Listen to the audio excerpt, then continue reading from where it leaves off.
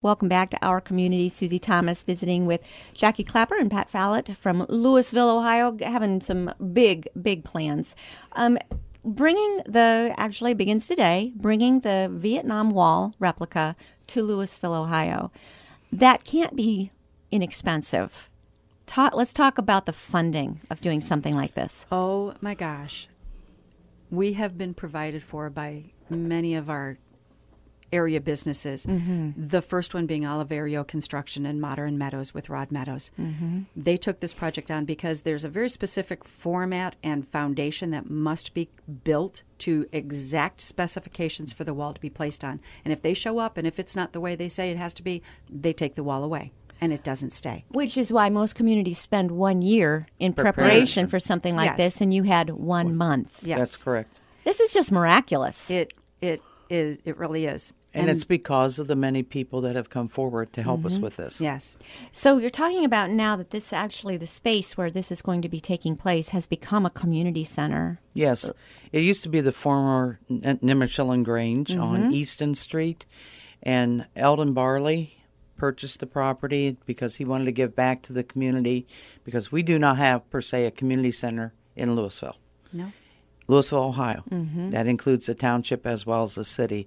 And he wanted to give back to the community a facility that could be used by everyone. Wow. And so he has been working on this probably over the last year to make something that we can use it. We were able to use it for our First Fridays, for our festival that we had in August.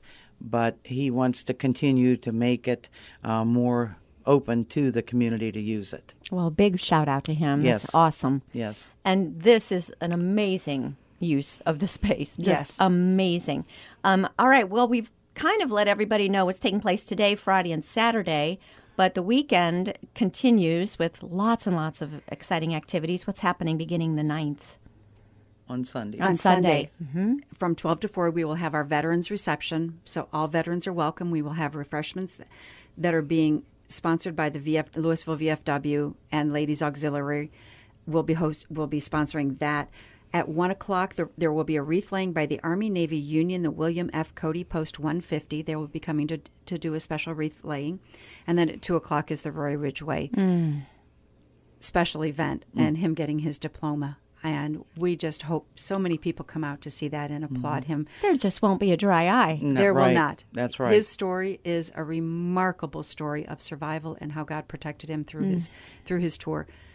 And how he brought him home. In World War II. That's correct. He now is in his 90s. 96, did you say? My 96. Okay. And he's at St. Joseph Healthcare. Mm-hmm. So he'll be there getting his diploma. And his family will also be coming in from out of town to participate with that also. So does this mean that he was fighting in World War II at the time that other young men his age were in high school? Correct. He left high school. He was on his family farm and had to leave high school for that, as well as to join the Army. Mm-hmm. And they kind of don't make them like that anymore, do they? Or they're a rare breed.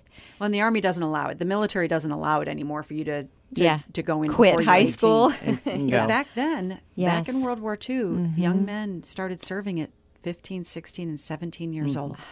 It's just unthinkable, really. Right. Young men became mature men overnight. Very quickly. Yeah. Well, we absolutely want to honor him and thank him. Yes. We're not ever done thanking our veterans. That's true. That just sounds like an amazing Sabbath day. And then Monday, closing ceremonies. What's happening? We're going to retire the colors. So we will have the VFWs and American Legions will be there retiring the colors and just giving due closure to the week of the 5-day event and just saying thank you and God bless. And there will be a few speaking, and then we will need volunteers here again for taking the wall back down. Okay, so it probably not too late to volunteer. Absolutely not. If you're willing to run over later today and help to put it up, like right now. Or if you're willing on Monday to help with the takedown, what do people do? Just give us a call at 330-875-7371. You'll get Rhonda, and she'll put you on the schedule. Okay, is that the chamber number? That's the chamber's phone number. Okay. And it's home away from home? Yes, it's a cell phone, so it can be called. Awesome. Please don't call during the night, though, and wake her up. No. But it is remarkable that you're saying that this wall is a 24/7 exhibit. Yes. So this will be, no matter what a person's hours are, Yes. You work nights, you work day, you have the afternoon shift. You are still able to go in and see this. Yes. Absolutely, yes. And it has to be lit. So Wow. we do have... The Sheriff's Department is bringing out 4 light poles, so it will be lit. The logistics just have to be overwhelming. I just can't even imagine all the little things that you have to think about. All the things on your to-do list must be unbelievable. It's on Rhonda's list. Rhonda has been very, very, very busy to make this all happen and get the right people involved. And as well as some of the chamber members have been very hard out working to try to get some sponsorship as well as getting volunteers. And am I understanding correctly that this has been entirely underwritten so that there is no cost to come see it? That's correct. correct. There's no cost whatsoever. That's correct. That's no cost for anything. Remarkable. No. All right, it's not as though you all in Louisville don't already put quite a week together to celebrate Constitution Week, but you've added this. How does this fit in with all of the other activities? Well, I say more or less it kicks off our Constitution Week because we've always involved with taking care of our first responders. On September the 16th through the 23rd will be our Constitution Week.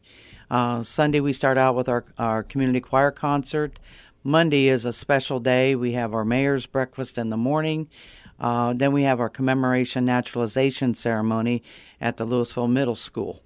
And this is where the 7th and 8th grade students get firsthand to see how the citizens become citizens and what they get to hear what they have to do to become that. Let's just talk about that a little bit. So much that we take for granted. Absolutely. We a lot of times will have anywhere between maybe 15 to 20 citizens that will receive their citizenship that day. Their families all come to the school. We ask them to be there at 11 o'clock or closer to 11:30. They are there at the time school starts because they are so excited that they're going to become citizens of the United States. If you've never seen a naturalization ceremony, you need to. It will make you appreciate everything that we take for granted. Right. It's amazing. Are you aware of what they go through to get to that point, the testing and studying and so forth? They do a lot of studying. From what I have, when speaking with some of them, there's a test that they take, and there's 100 questions on this test. You have to get 10 of them right. Oh, my. And so it's a tough one. It's a tough one, and they say if we would take that test ourselves, we would never pass it. Don't you wonder? And yet all we have to do is show a driver's license and we're voting. That's correct. So, but they really do know. Yes. I think naturalized citizens probably just have a greater appreciation. That's a gross generalization, so. But I would say that they know more about our history than what we do. Than we do. That's a bit of an indictment. Yes, it's scary. But not in Louisville because you are working on it.